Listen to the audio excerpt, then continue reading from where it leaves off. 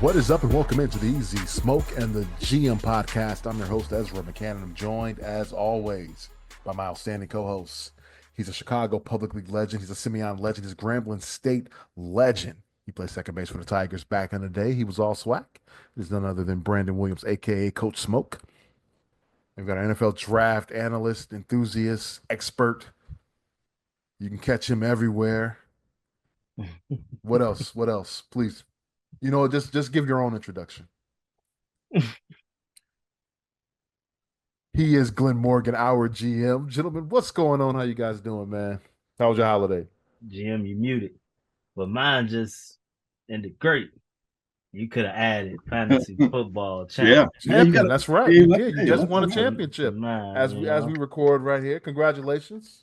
Yes, sir. Congratulations. Bankroll gets a little fatter. That's very nice. Good for you.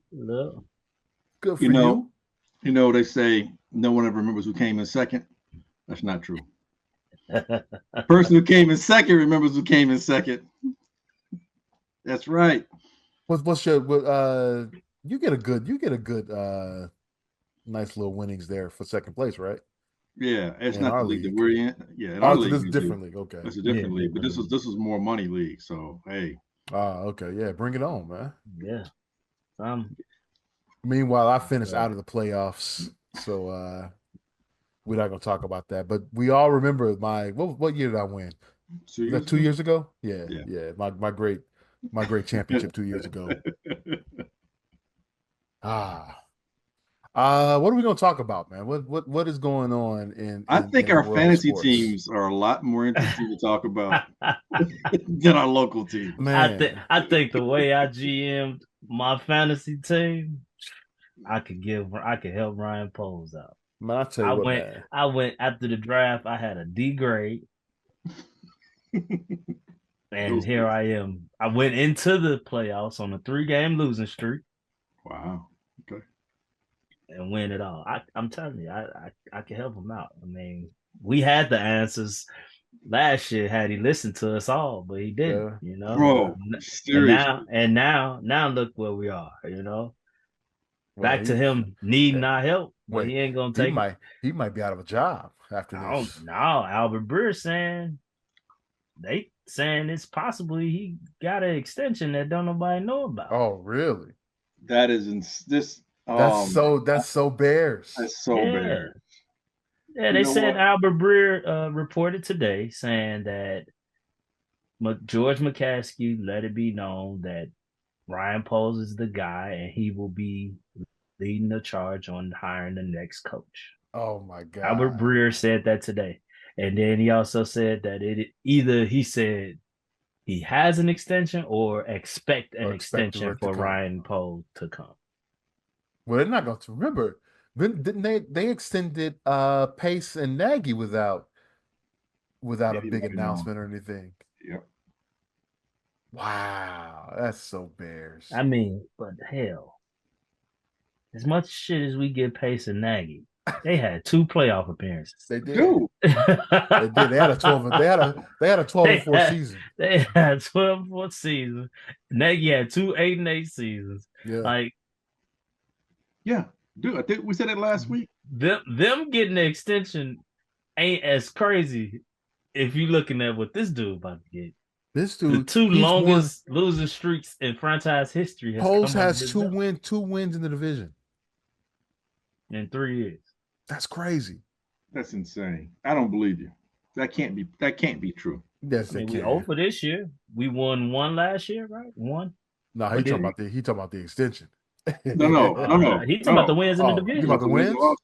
Yeah, we got 1 each year. We beat Detroit 2 years ago, right? Yeah.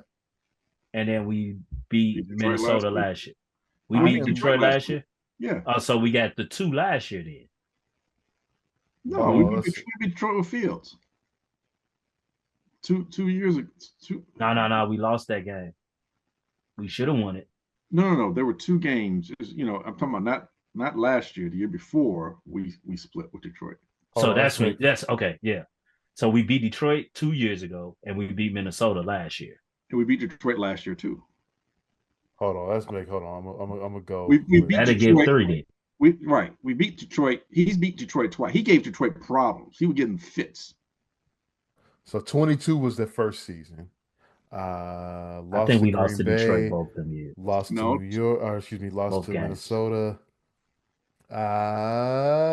And then they went on a 10-game losing streak. So did not win one in 2022. Yeah, we lost to Detroit both games that year. did we What was the really? score of the Detroit game? Which one? The one at home, the first Detroit game. Wasn't was that the 35-36 or something like that? Or they picked him off as a pick six. It was a pick At six. home, 31-30. yeah, so that was the game. He threw the pick No, six, pick six. and then he ran it Right. And then 60 some yards. I mean, 80 some yards to us to go ahead. Santos missed the extra point. That's what Detroit it was. came down and scored. and then we lost 40. We lost And then 40. we got drilled at Yeah, Detroit. 41-10 at Detroit that year. All we right. got drilled at Detroit. I So no remember. wins in 22. 23. You lost at home to open the season against Green Bay. Right. You beat Detroit and Minnesota. Lost to Minnesota at home. Lost hurt, at yeah. Detroit 31-26. You beat Detroit at home 28-13 and lost to Green Bay. And beat Oh no, Minnesota. we beat At Minnesota. Okay, At that's Minnesota. two. That was the 10-9 game, right? That's two. Yep. 12-9. 12-9. So those are the two division games. Yeah. And then yeah. And you had So this year. So how 2 many wins. So how many have we lost? We've lost 12? That's 2 and That's 2 13. and 13? 12 over 3 years. 13, 14, 15, 16, 17, and 1 to go. So 2 and 17. Yeah. Currently. Wow. We're gonna take the North, baby. That's crazy. You're gonna extend this guy. Okay. That makes no sense. Okay. If Lovie Smith doesn't win, where's this organization? As bad as it is right now, where is this organization if Lovie Smith doesn't win that last game he has as a Houston Texan head coach, giving the Bears the first pick in the draft, which they traded with Carolina? Without the Lovie years? No. I'm saying without Lovie winning that last game. You mean in Houston? Yes, as a Houston Texan head coach, winning that last game gave us the first pick in the draft. Because Texans would have had the first pick, but the Bears ended up getting the first pick. And then they traded with Carolina to eventually affect getting DJ Moore. Right. And then Carolina being bad again gave us the first pick in the draft again, which we kept this time. And by we, I mean not you, I, or Brandon, but the collective known as Chicago Bears organization. Just how bad. I mean, so we had the second pick overall.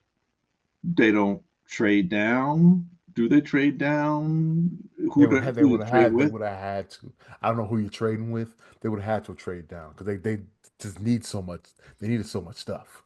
Right. They trade down, but what happens is you don't trade down with Carolina because Carolina wanted the first pick. Right. You trade down. You're not getting as much. Right, well, not only do you trade down, but because it's not Carolina, you're not going to be in position to get the first pick at the beginning of the draft, which turned out to be Caleb this year. Right. So, you're drafting Drake May. Or maybe you're sticking with Penix. Maybe you're sticking with Justin. Yes.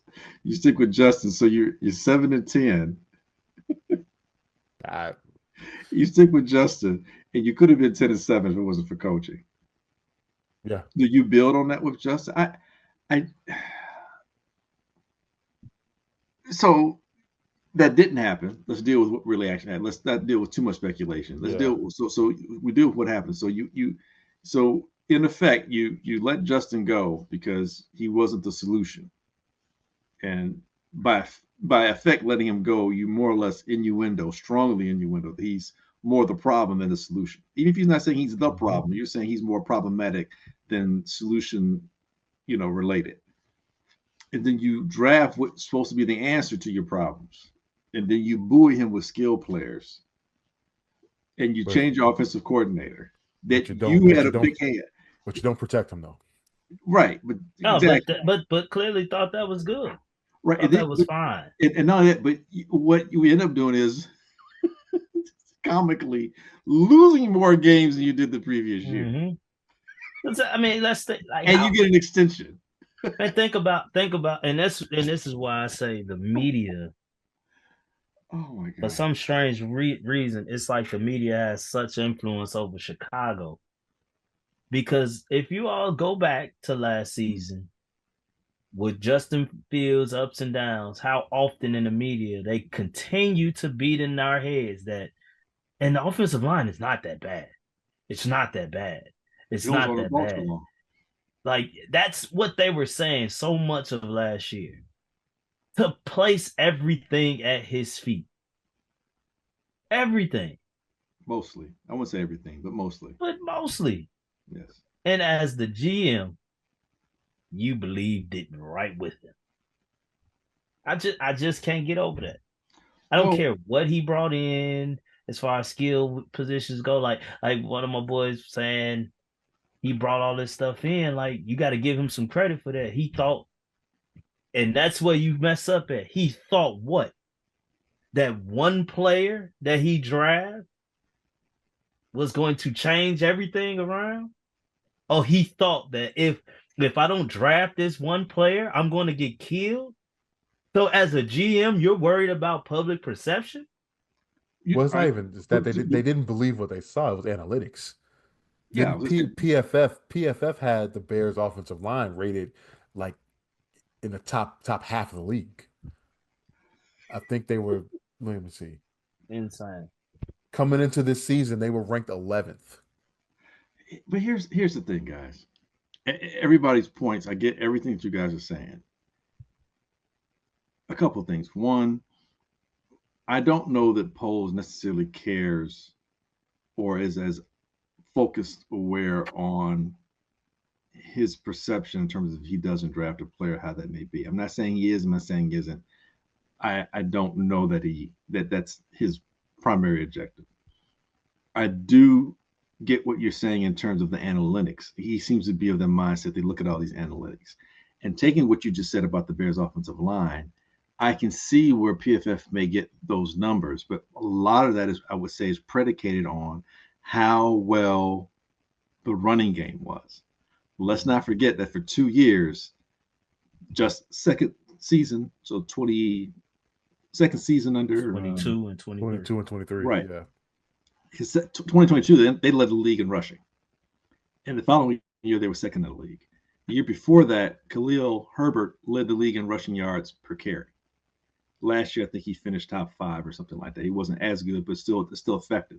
So your offensive line is not just graded on how well you pass protect; it's also on how well you run block, so to speak.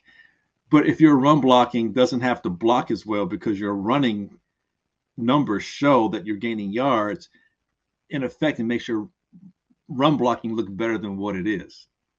And Justin, yeah, exactly, that's the thing. Those numbers, yeah, exactly. That's my point. As maligned as Justin is for not being the quarterback that passes for 4,000 yards, he was the most dangerous player on the field as on the Bears offense, hands down, the most dangerous player. He put everybody on their heels.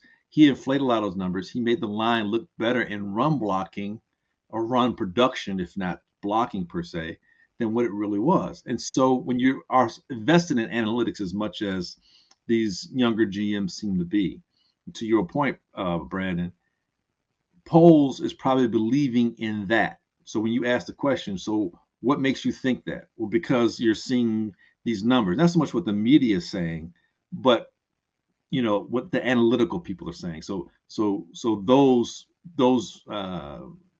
statistical markers are making you believe something. It's a false positive, I guess, is what I'm getting at. Yeah. And so you think, well, hey, and the crazy thing is that even with that, the Bears come right back this year, and you don't build off of your running. You go in automatically saying, let's pass the ball. Let's show how that you you add, and you got DeAndre Swift partly to help your passing, to help Right, your because change. he's more of a pass catching. Well, he's versatile. He's a receiving back with the ability to run the ball well once he has the ball in his hands. But you keep Khalil Herbert and you have Roshan Johnson to help with the pound and ground part of your offense. And Khalil gives you more burst than Roshan. Schematically, if you're making a video game, you look at the attributes, that's what they're telling you. But then the Bears don't play the players. They don't scheme for the players based on what they do well. So you've got Swift running in between tackles. You got Roshan sitting on the bench instead of being the goal line guy. You get Khalil Herbert to be the goal line guy. We should be between the 20s guy. So you're not even doing what you now. If that's a miscommunication between the GM and the players that he's getting and the coaching staff, then that's still on polls. And then the most damning thing, what came out recently, was in terms of polls saying these problems go back to before the season began. Like, Wait, he said that? I don't want to misphrase it, but you've got, I want to say, the women on 670 The Score, I believe it was Dion and ESPN and ESPN. Peggy Kaczynski. Becky Kaczynski and Dion were talking about how they're saying these issues go back to before the season began. Like, you're seeing these things. So why did you? So you're saying that now? Like, why didn't you do something then? And this goes back to before you saw Hard Knocks. So in Hard Knocks, you guys are purposely putting stuff out there to make it seem like you are what you really aren't. It's so dysfunctional. The fact that you're telling me that there's talks, even considerations of an extension, is mind-numbing. It's purely asinine. And at this point, actually beyond this point, this just re-emphasizes the point, the Bears get exactly what they deserve. They get exactly what they deserve. I have zero empathy for this organization when it comes to, oh, this guy's hurt or that guy hurt, or, this missed opportunity. No, you set yourself up to have all these situations happen.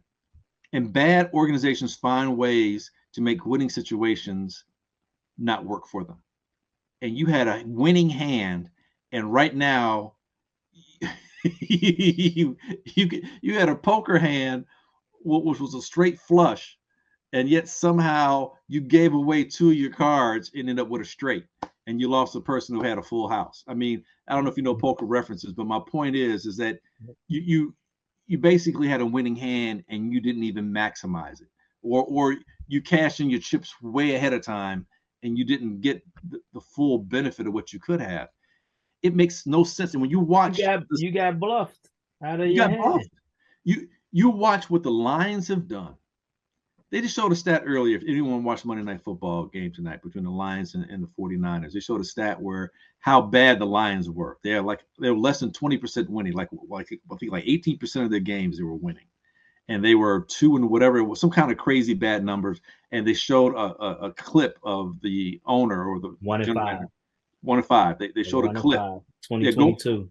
Right, going into that season, but they hadn't won anything. I mean, they had a lot of losses. They were winning they had less than 20% of their wins, and then the GM/owner, family-run organization. I apologize, I don't remember the woman's name because she's last name was Ford something. Right, she took over from her mother basically, and she said, "No, I don't want to make a change for change's sake. I think we're the right people in place." And obviously, history shows that since then they've on like a 77% winning, including playoffs. But that's because you're taking the time to invest in players. And if you look what the Lions did, you look at how they drafted. They drafted on both the trenches, offensive and defensive lines.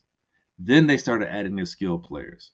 They got Goff at what seemed like not crazy, but it was a good deal for them in terms of you're not in a position to draft a quarterback, or they didn't see a quarterback in the draft that was going to necessarily push them over the head. But it was too early for them to even draft a quarterback like that because they didn't have everything else in place. And you look at what the Bears and you look at what the Packers have done over the last 30 years, and then you look what the Vikings have just recently done. Yeah, you got J.J. McCarthy, but in the offseason, who did you get? You got Sam Darnold. So even with JJ McCarthy there, you have a veteran in place who We can. kept Tyson Bagent. We kept a guy who played four NFL games. You get Sam Darnold. Like Sam Darnold may not have been the winningest quarterback, but several things happen when you get a guy like Sam Darnold. A, he's a guy that's played a lot of NFL games. B, he can take a lot of the hits or some of the things that you don't want your young quarterback to have to take and to endure. On top of that, he's someone who can help your quarterback learn what it means to be an NFL quarterback because he has been in the league. The other thing, and this is the thing to me that made the most sense, you get a guy that already understands the concepts because they all come from that Daddy Shanahan tree. Whether it's McVay, Shanahan, LaFleur, all those guys come from Mike Shanahan. I call him Daddy Shanahan. They all come. So conceptually, he hit the ground running. And then when they got Jones, the running back, I'm talking about the Vikings, when they got Jones, the running back from Green Bay, again, conceptually, he hit the ground. You went mute. You're on mute, Glenn. My fault. My fault. You do things to fortify what you have, and you set yourself in place to deal with the attrition of the NFL because that's invariably going to happen. And then you have a situation where people, not just the players, not just the coaches, not just the administration, but all three aspects are on the same wavelength. Even if you're on different pages in the same book, you're in the same book, you're on the same wavelength. You all are understanding the same message and it's being reinforced. What here, in a sense, of Chicago, has there been any kind of continuity or consistency? There's been none. The most of what we saw was on the defensive side. And that was by quote unquote keeping Eberflus and keeping the quote unquote defense in place. Okay. What else you got? Because, and even with that, this is where the GM fails. Did you fortify areas that you needed to, and did you improve in areas where you needed to? You didn't get another edge rusher until late, and you had to go into next year's draft to come back into this year's draft just to do that because you didn't address it. Something you haven't addressed since you've been here. He hasn't drafted an edge rusher of note since he's been here. This is his third year. He's not drafted, and talk about Poles, hasn't drafted a 3 technique to make that defense run since he's been here. He traded for Montez Sweat. Well, great move. He did draft Dexter. And, that was he's not a 3 technique. I understand that, but I'm saying he drafted inside. He drafted interior defensive line. That's why I was specific in saying he didn't draft a 3 technique, which with this defense, you talk to anybody that played under Lovey, anybody that played under what's the guy? Tony Dungy. Marinelli, Tony Dungy, that whole tree, that whole Tampa Bay defense 4-3 scheme, your 3 technique is key, if not vital, to making the engine of that defense really purr and run and hum. Because when you have that, you don't have to rush 5 or 6. You can just rush the 4, and then your other guys can play, zones or whatever you need. You match up whatever it is. I mean, their thought, and I'm not too mad at that. You can turn a guy into a good 3 technique. Right. My point was, he didn't do anything to fortify those areas. He looked at Dexter and said, "Okay, this is a guy that has some size. We can line him up, on the inside eye of the guard. We can get him there." So he did use some draft capital. Just playing devil's advocate. Sure. Maybe he wasn't a prototypical 3 technique, but he drafted some interior guys there. Sure, but my point is, what else are you doing? But that's yeah. You didn't draft. You didn't go get the edge rusher, as you said. The guy you did get was a guy that Seattle was happy to let go. Well, you traded. You went into next year's draft to get a guy to help you out. And again, both guys they got at the edge, they aren't necessarily considered 4 down or 3 down linebacker or edge rushers. They're more situational edge rushers. Yeah. Like if you're in 3rd and long, that's where you really benefit from having them. And the other guy's developmental and Booker, because he's a rookie and he's a 4th round, 5th round pick. Yeah. Yeah. So he's developmental. At that point, you had to trade back into the draft to get him after drafting a punter. But you draft a punter. That's kind of what I'm saying. It's like shout out to Torrey Taylor, my guy, MVP. it's like what are you doing here? You finally draft a receiver of significance, and that's great. And you draft a quarterback, okay. But in the 3 years you've been here, outside of Darnell Wright, what offensive lineman have you taken in the top 2 rounds? None. And that's an area that's it's been a It's huge been a problem. yes, Been a problem. it's been a It ain't problem. just spur up out of nowhere. That's been a problem. And then you keep coaches in place that haven't necessarily shown that they're making these players, they're developing these players. Right, right. And then you come back and draft, or you get Shane Waldron, when statistically Seattle didn't look much better than the Bears, but they had better talent. And you even have the condemnation of one of the wide receivers, Smith and Jigba, saying, dude ain't the guy. But you ignore all that. And this is who you entrust your rookie number 1 pick to be developed. Well, it was, but you know what? It was analytics again. Right. Analytics. They said, wait, he turned Geno Smith into a 4,000-yard passer. He's got to know what he's doing. Right, but you remember when we looked at it that way, we like maybe this is a guy that could come in and maybe instill something in Justin. Right, initially. Moving forward, because Justin is what is perceived to be a failing quarterback. Maybe he has some things in place to help Justin because he helped Geno. We never thought he was coming in to develop a rookie Caleb. Quarterback. Yeah. You get what I'm saying? And well, we thought it was a possibility. We knew it was a possibility. Well, we knew it had to be what it was at the end of the day because I mean, he was our OC when we drafted the kid, so we had to hope for the best. But hey, and so this is the guy who you want to give an extension to, and then you look at the Jalen Carter situation. Look, taking Jalen Carter number 1 didn't make sense to me considering everything following Jalen that year with the unfortunate death of his teammate, how he handled that situation, some of his history. Do you want to entrust your franchise to this guy? Now, when the Bears GM, but GM, sorry to cut you off there, no. When you say you didn't want us to do that, let's speak to the truth of that. It wasn't that you didn't think he couldn't produce. It was because of the lack of leadership and structure within our building. Right. I just want you to highlight that point. It wasn't. It was more about us. It was about us than him. And the inability to be stable for him is why you didn't want us to drive. That's all I wanted. No doubt. I was getting it. I was just I was sitting at the context. Yeah. We don't have the leadership. We don't have the leadership in the locker room, and really is an indictment on your head coach because we don't have the coach in place that can, handle this and keep a guy like that in check. Basically, that's what you were saying when you let him go, when he was clearly should have been the pick at what did we trade at 9? 9. Yeah, that's what I'm saying. I'm like at 9. You might need to think about that a little bit more than what they thought. But again, I was going to say, but then I get it to your point, B, because of, again, as I was saying, Jalen, because of the things that followed him, it's like, is this the best place for him? Mm-hmm. Now, human to human, I'm glad he didn't come here.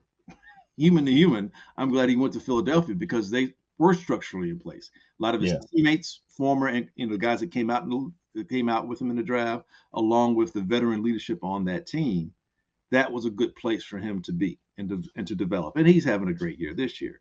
So, kudos.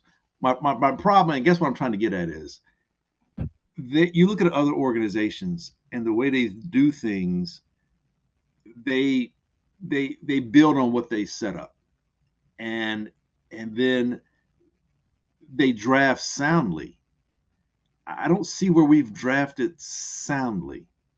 I see where we've drafted. We're reaching when we don't have to reach, and then we're getting players that there are other players we could have taken who were, if you look at them playing, were better, but yet we're taking other players. Like you take Amangaji, around where you take him. There wasn't a better offensive lineman that you could have taken at that point, a more proven offensive lineman? Clearly, he you had to get the Ivy League guy. Right. And then you take a punter. I said it, and I'll say it again, and I'll keep saying it. Poles' hubris has cost this organization. And the fact that the organization doesn't recognize that because they like him as a person.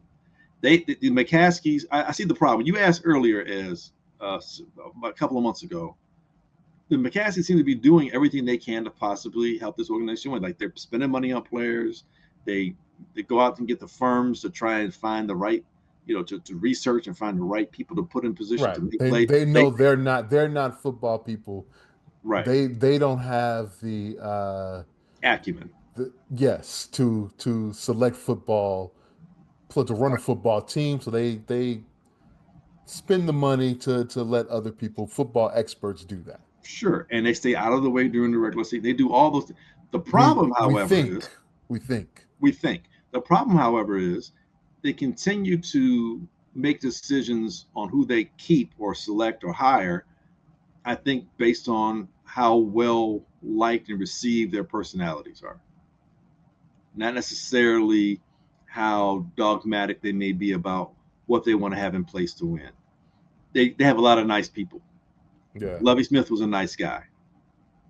And Lovie Smith won, don't get me wrong, but Lovie was a nice guy. Poles seems like a very nice, respectable dude. Think about, I always think back to Ditka. And I think when they let go of Ditka, and you can and look at everyone that they've hired since then, they don't want a personality confrontation like him in the building again. They don't want confrontation. That's what it seems like to me. Yes, and Ditka, right or wrong, would speak his mind. Yeah, and that's something that bluster, that abrasiveness, is something that tends to just be countermanding to their personalities as owners. And subsequently, any fortune the Bears have had has been luck, really, almost inconsequential in terms of the effort they've put into getting somebody. Well, they haven't had any fortune. They have.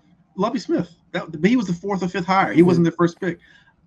And I know we've romanticized those years, but I'm not romanticizing anything. We only made the playoffs 3 times under Lovie. I'm not romanticizing. And again, when you're the shortest, tallest person, you got to take. For us, it's like those are winning. When have we had 3 winning seasons in a 7-year span since then? Or a 5-year span. I'm not saying it shouldn't be better. I totally agree with you. What I'm saying is, you get to a Super Bowl, that's success. The year before that, you got to the playoffs. Mm-hmm. That's success. You went from being bad to, you saw a progression. You developed players. You got 2 Hall of Famers out of that. Arguably, 2 other guys. 4, yeah, arguably, maybe 5. Yeah, arguably. Had you won that Super Bowl, you would have had 5. Arguably, Mike Brown stays healthy. Who knows? Maybe he's another person who may be Hall of Fame caliber. You develop players, more so on defense than anywhere else, but you develop players. So you got Dick Duran. You had 1 good season, but again, not the first hire. You got lucky with that. Wannstedt's the only person I can think of after Ditka where it was the it person that the Bears went and got. Everybody else was. He was the number 1 guy out there. Right. Everyone else has been the, I don't even know, secondary, like tertiary. Well, Jerron was definitely the second choice because no, he wasn't even second, bro. He was like third or fourth at best. Because what was my man's name from Arizona? And McGinnis. Dave McGinnis. Mm-hmm. Dave McGinnis. They announced the hire of Dave McGinnis without letting Dave McGinnis know that he was hired, and him accepting the position. Oops. Yeah, Dave McGinnis said, "Yeah, I'm good. I'm out of here." Which he didn't do much anyway, so it's it's a fait accompli. He didn't, but it's just the way that the organization, botched that. You don't get my guy who took the Tampa Bay to win their second Super Bowl. Bruce Arians. Bruce Arians, who was coming off of being coach of the year. Yeah. With an organization where he was offensive coordinator and took over because Pagano had cancer, and you had a rookie quarterback come in and Andrew Luck, and you're coming off of a 2-14 season or a 1-15 season. But you let Arians go for the guy that wrote the book on leadership. I get that. Tressman. Mark Tressman. Yeah. By the way, he's in San Francisco, he's in Chargers. He's on the Chargers staff with Harbaugh. Where he should be as a position coach or whatever. I think he's an analyst. He's an analytical guy. Good spot, in the background. Clearly, his book on leadership was the bestseller in Canada. It was a good book. I did read the book. It was a good book. Yeah. So the Bears. So that's where all I have to say. The McCaskies are a big part of the problem. And if you're going to re-sign Poles, just like you re-sign Pace, and you're enamored with them as people, however they're talking to you, however they're convincing you of something. And this is where I'm like, Kevin Warren, like, what are you doing? Like, seriously, I'm looking at you sideways. No stadium deal is done. I don't feel like we're any closer. And this team is it's crumbling before your very eyes. It's disintegrating. This is the shittiest season I've ever seen in my entire effing life in Chicago. And I'm talking about 50 years of effing bad football. 50 years of football. This is the worst I've ever seen it. You know what was? Is it? So we. Yes. Yes. Because of the expectations. Right. What we all thought. Let's look at. So you have one way of looking at how to do it, and you got one way of looking at how not to do it. And those are two different teams in the NFL. Two teams that played each other the last 2 years. The Washington Redskins. I mean, who? Whoa. Hey. Racist much? Some of your best friends wear hoods with holes in them? Like a lot of bedsheet friend fellows you got there? Man. We don't use such terms anymore. Man. I apologize. The Washington Commanders and the Chicago Bears. So let's look at Washington. They got new ownership, correct? Yep. Yes. So they got a new GM, correct? Everything's new. New president, or do they even have a president? Everything's new, bro. Everything's new. Yeah. Top to bottom, coach, quarterback. Staff, quarterback. Every single person contributed to the level of success they had this year. Every single person. Every single person. On our end, we got a new quarterback, new president, I guess. Because whatever Warren is. New OC. New OC, right. And we were the team projected to improve. Challenge for the division? We regressed. Wait, you said charge it to the division? I said challenge for the division. Oh, yeah. We regressed badly. Within the same season. Like we were from sugar to shit. We were 4-2. We badly. And that organization has elevated. They are looking to possibly make an 8-game increase from one season to the next with a rookie quarterback. Mm-hmm. With a head coach in Dan Quinn, that's a defensive coach. I can care less how now all of a sudden everyone is saying, well, he went to a Super Bowl. Yeah, the same Super Bowl that y'all give him shit about to this day because he blew a 27-3 lead. Let's be real here. A Cliff Kingsbury that you all killed in the media for not being able to withstand an offense that can go from the first 8 games to the back 8 games. Mm-hmm. Now all of a sudden these guys are geniuses. No, they're good. I'm not gonna sit here and say they're not contributing to what's going on over there, but they have a plus multiplier in the quarterback. And other players. They're just not household names, and that's where your GM does his job. But the quarterback, Mm-hmm. The one that we didn't really. I sat and watched so many Washington Commanders games this season. It ain't all scheme. It ain't all scheme. It's that kid making stuff happen and keeping things moving for that offense. We don't have that. Yes, we do. No, we don't. That's what 4,000 yards. We don't have. Yeah, and we saw finally when the game is so tight from start to finish, he can't even get to 150.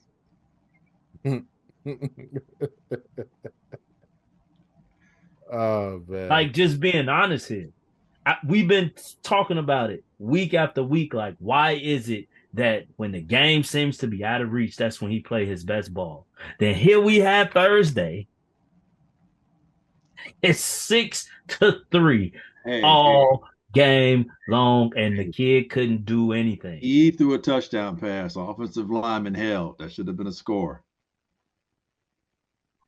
If it was a fifth, we'd all be drunk, right? That's what they say, right? I can care less about what ifs. I care less. I mean, that don't mean nothing. Hey, it happens. It happens. So what are you saying? Are you saying Caleb is part of the problem? Yes. Yes. He's not the sole problem. No, but he's part of the problem. Yeah, so, he's not the only problem, but he's part of the problem. As a rookie, though, how much of him being a part of a problem is the problem? Does that question make any sense? I mean, like, how much is there a reflection of his environment?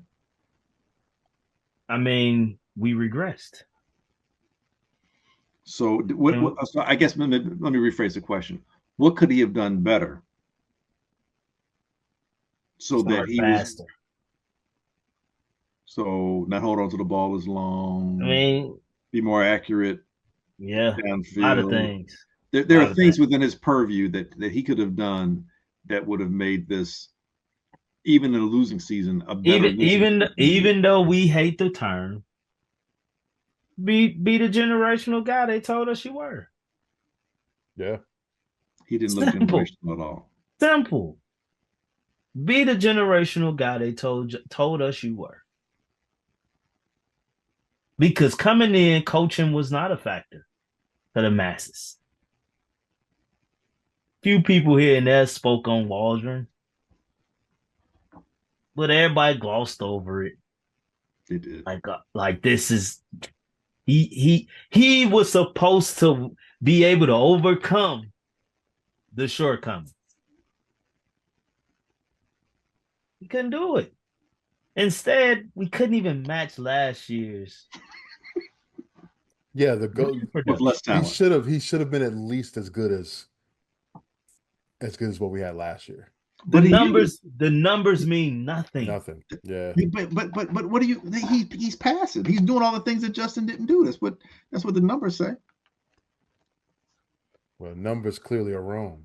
Well, no, think about it. Hold on now. Let's. No, they are. Well, dude, he's run for what? He's like the third or fourth rushing quarterback in the league or something like that. He's got almost close to 350 yards rushing. He's throwing for over 3,000 yards already. His touchdown interception ratio is like 3-1. I mean, the talent around, I mean, they're not winning. The coaching has clearly been an issue. You fired your offensive coordinator and your head coach, and you've elevated the passing coordinator all the way to head coach.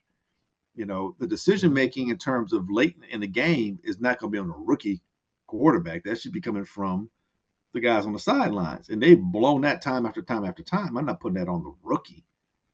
And so you have a quarterback here. You have a quarterback here who, with as bad as his offensive line has been, with as bad as the coaching staff has been, will have the best numbers. And again, tallest, shortest person. He'll have the best numbers of any Bears quarterback in their first year ever, by far. So that's something to build on. So how much of him is really issuematic? I say all that as a devil's advocate. because But I number think how How many quarterbacks have meaningful we are? had in year one? But forget all that. How meaningful are those numbers? Yeah. yes, That's the question. In the last 10 weeks, all those numbers have come when the Bears are down 20. How meaningful are those numbers? yeah. I just want to hear y'all say it. I'm putting it out there No, because it's these are the arguments people are going to put out there. Because I've had a person say, "Hey, look, Chicago, you guys are crazy." Like a person who doesn't live in the Chicago area, wasn't born and raised here, but it lives here now. It's like you guys in Chicago are upset that your quarterback is not doing X, Y, Z, and you want the other guy being Jayden Daniels probably. But look at what your quarterback's done in the midst of chaos in year one. It's like take a breath, build around him, you'll be okay. You they guys aren't lose. watching the games. And that's what it always has been when it came to Bears quarterback. They do not watch Bears football. These people do not watch Bears football. They watch the box scores. That's why so much during the Justin Fields era, it was deemed that he wasn't doing enough to win games. But he When was if you carrying the watch team. the games were always in reach, and it was always because of him that we were even in these games.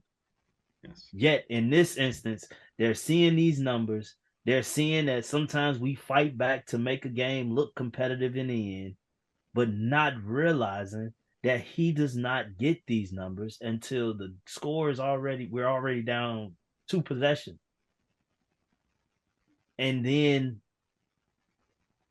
clearly defenses are laying off. Clearly they're laying off.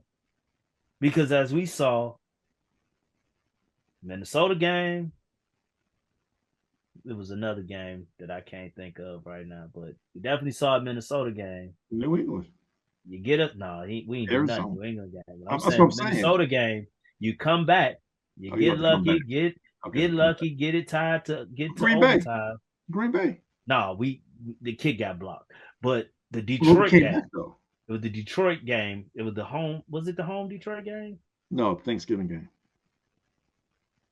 Thanksgiving game. They blew it again, but calling They timeouts and stuff. blame that on the coach. But either way, I'm gonna stick to the Minnesota game.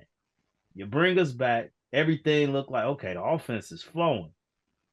Then we get to overtime and boom, back to holding the ball. You freeze up again. Like I've said this to many people that continue to, main thing they like to say is you wasn't rocking with Caleb in the first place. You were just a Fields guy. I'm a Bears fan at the end of the day. I don't want this kid to fail. No. I'm just speaking the facts of what I'm seeing. And to me, he does not play winning football right now. He does not play winning football right now. And he could hopefully get there. But to me, right now, he doesn't play winning football. Somebody might ask, what does that mean? How about we stop trailing so much? Because you haven't shown to finish a game. Granted, some has been not your fault. Some has been your fault. But to your point, and I agree with you, I don't know if anybody on this team or in this organization knows what winning football even looks like. Who in this organization, in a managerial, coaching, or player accountability position, i.e., quarterback or your team leaders, have actually won? Jalen Johnson is so upset that he's like, I'm so tired of fucking losing. I can't win. True. They don't know what that looks like. Caleb didn't even know what it looks like coming from college because he didn't win anything in college. The Red River rivalry is probably the biggest game he's won. That's so true. And he wasn't even planned for it because he wasn't a starter. So the team had to react differently mid-game with somebody they prepared for Rattler. They weren't prepared for what Caleb could do. Caleb, he took that game over. That's the biggest game he's won. TJ Edwards played in the Super Bowl. TJ Edwards. So you got one player who knows. And guess what? He's probably the best player on defense consistently. I'm not saying he's the most talented, but consistently he very rarely is he not doing his job. He's making plays damn near every game. That's it. Yes. That's the problem. That's part of the problem right there. You don't have anyone that knows what winning is like on the professional level. Especially in the key decision-making position on the field, be it your center, be it your inside linebacker, middle linebacker if you run a 4-3, be it your safety, be No it your one. quarterback, your head coach. Shit. Look, No now one. making me really look at the fact that The GM is supposed to be that guy because he came from Kansas Because he City came from, but he was young though. and he wasn't a GM. Yeah. He was, yeah, he was the guy next to the guy next to the guy. yeah, that makes you wonder. Like when it comes to the coaching search, That's why everything needs to be completely eradicated. Because how do we know? I don't trust him to make a good decision. He hasn't made a good coaching decision yet. Yet.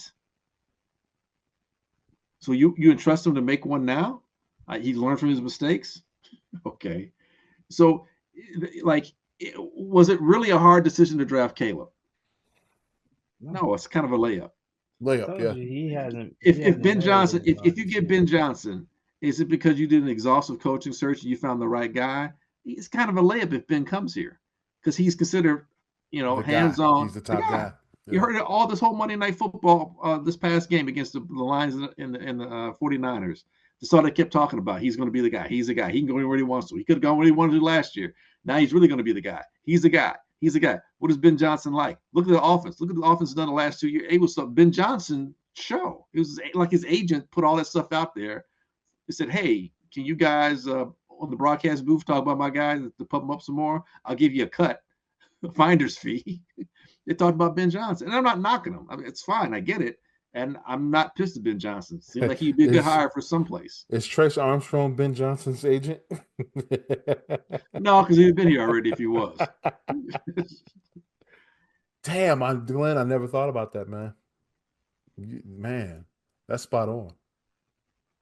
I'm not saying. I'm just saying. You look at the Lions when they got Goff. He'd been to a Super Bowl. He'd been to several playoff games. He had an idea what winning football. You look at the head coach. He'd been with the Saints for a long time under Peyton. He knows what winning looks like. You look at Aaron Glenn. Even though he was drafted by the Jets, he played at a time when the Jets won and they were competitive. I forget where he went to after he left the Jets. You look at Antoine Randall was on the coaching staff. Threw the best touchdown pass in that Super Bowl. Yeah. For the Pittsburgh Steelers. Caleb won a Heisman. And he went in the Red River rivalry. Never won the Big 12. Couldn't beat Utah. And then college is college. Nobody cares about your winning in college. I understand. I'm just saying you can go back to that. And still, I mean, you could say the same thing about Jayden Daniels. He never won anything other than a Heisman. I get it. But his coach was in the Super Bowl. Well, as far as professionally speaking, yes. Wow. I think that wraps it up right there. That's damn. But we're going to give this guy an extension. Let's give this guy doesn't know what the hell he's doing. Ain't won shit. Hasn't, dude. He literally hasn't. Just in 3 years, how many games is there? They play 17 games now since he's been a general manager. So that's 51 games, right? He hasn't won. What's 1/3 of 51? What's 1/4 of 51? Like 12?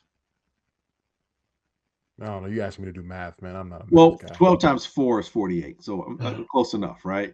Okay. If you want to, 13. By the time the season's over, be close. If you want to say 13, 12.5, whatever it is. And how many games? It's 4, 7, that's 11. And then what? 3 the year before that. So that's 14. So he's barely won a quarter of the games as a general manager. And you want to give him an extension? Hey, look, man, I don't like using the N-word, but N-word, please. Yeah, you're out of your effing mind. Yeah. That is insanity. It's insanity because you're doing the same thing expecting a different result. It's insanity. And that's why I say go F yourself. You get what you deserve. I got nothing else to say. I think we should call it right there. Jeez. That was it. We'll talk about the other stuff later on. And on that happy note, Let's Happy go to New Year, everybody. Yo, I do got some good news. Glenn, you went 3-0 last week. What? Yes. Over 500, baby. You are now 20-18-1. Smoke, you went 2-1 last week. Your only loss, I believe, was the Panthers. Mm-hmm. Um, So I'm willing to take that loss because Baker was my quarterback. He went crazy. What did he score for you in fantasy? 45. Wow. Good for you, man. So 2-1. You're now at 23-17-2. And guess what, gentlemen? I went 3-0 this week. Oh, Congratulations. damn it. I'm 25-14-3. I am in first place, ladies and Ain't gentlemen. that. Woo! So on that note, Glenn, you have the honors. Who you got? So it's overall record. It wasn't based on what you did last week. I can't go second. No. You still got some climbing to do. But you came back. I got to give it to you. Hey, man. You're back in the running right now. Roaring back. Yes. Well, with that Lions roar, I'm going to go against the Nittany Lions and take Boise State plus 11. They're getting 11. Yes, they are. I think Penn State will win, but I think 11 is a lot of points. I think Boise State. See, no one watches Boise State and don't realize that Boise State really played Oregon really tough this year. I told you guys, I stayed up for that Oregon game. Yes. They should have won that football game. The ball bounced a little crazy at the end in that fourth quarter. They should have won that game, though. And consider how Penn State came back on Oregon State, and Penn State's not the most offensive. They're really conservative offensively, and they stay. I think that Boise can do enough to stay in that game. I think and cover as 11 points. That being said, I don't think Arizona State, because they're missing the best receiver. I think Texas is going to use the Arizona State game as a tune-up for the winner between Oregon and Ohio State. So I'm going to take Texas minus 12.5. Okay. And I think Ohio State wins outright, and I'm going to take Ohio State minus 2.5. I think they'll win by 3 or more points. I think that's really close. I think the odds makers pretty much have that, but I think they'll beat Oregon this time. So I'm going all college, and I'm sticking with. I'm not taking the playoff games. I'm not taking any chumps. I'm taking the playoff people. I'm not taking the bowl. Bowl games are tricky, man, because you don't know who's playing, who plays a whole game, a half game. The bowl games are you can't. It's a crapshoot. You might as well take over and unders when it comes to that. Yeah. So those are my 3 picks, though. I'm going to take Boise plus 11, Texas minus 12.5, and Ohio State minus 2.5. All right. Let's see. I am going to I'm gonna go opposite you. Oh yeah, you're right. I'm sorry. I'm not used to being in first place. I'm sorry. I've been picking second all year long. My bad, Smoke. It's your show, man. Who you got? It's all good. This is crazy, but I'm gonna do it. I'm gonna take Baltimore minus 17.5. What? Cleveland. That is insane. Is Lamar been playing that game? Yeah. They got 17.5? They don't have the division. They can't lose. They didn't clinch the division. They don't have it sold up yet. Pittsburgh can still get the division. I guess. Wow. Okay. I guess so.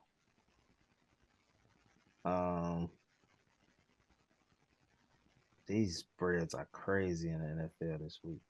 I'm gonna take I don't know if I want to do that. I'll take Green Bay minus 9. Ravens like to run up. They like to score some points. So I can see that. They do. That's why. Especially against a division rival like Cleveland. These jokers. I'm taking Jacksonville +5 versus Indy. Watch them What? show up for that game, bro. Mac Jones? You taking the fighting Mac Joneses? What was that? Yeah. -5? -5. +5. +5. I mean Jacksonville. +5. Okay. Brian Thomas Jr. and Mac Jones. Who would have thunk it? All right. Ravens -17.5. Packers -9. Jags +5. All right. I'm gonna take Oregon +2.5.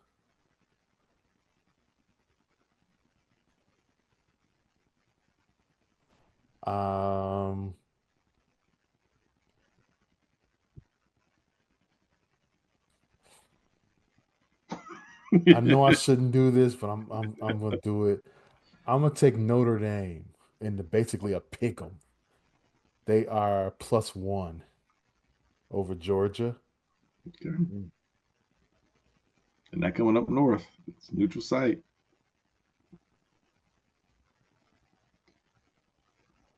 And I know we just talked bad about them the entire episode.